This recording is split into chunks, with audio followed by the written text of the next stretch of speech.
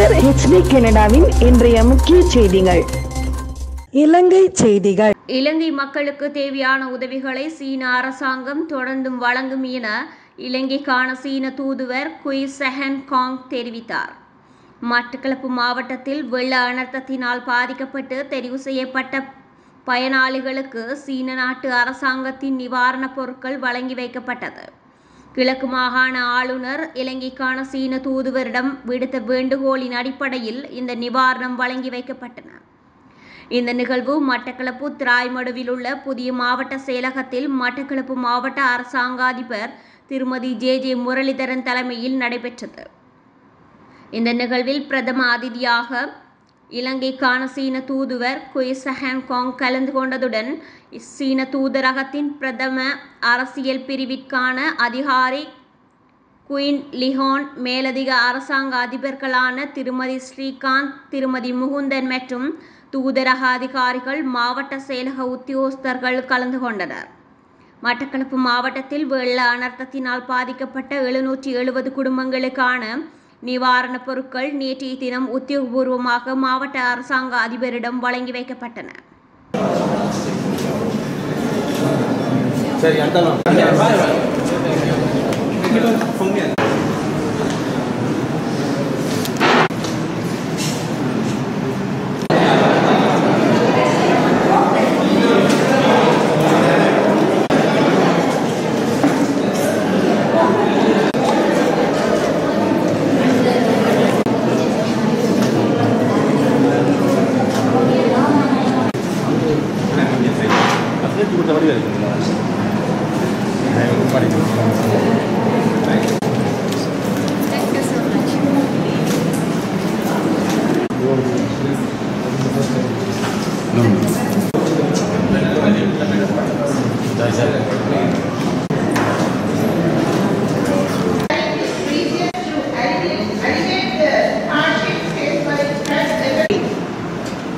On behalf of our district, it is my great duty to express my sincere gratitude.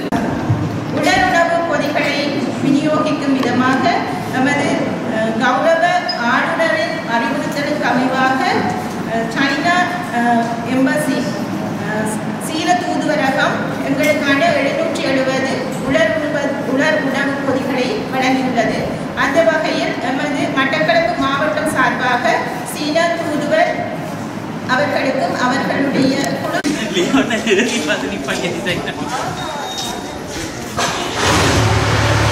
The package is worth 6,500 rupees. இந்த ஒவ்வொரு பொதிகளும் கிட்டத்தட்ட 6,500 ரூபாய் மதிப்புடையவை. We hope that with our assistance, you can overcome those challenges and restore normal life as soon as possible.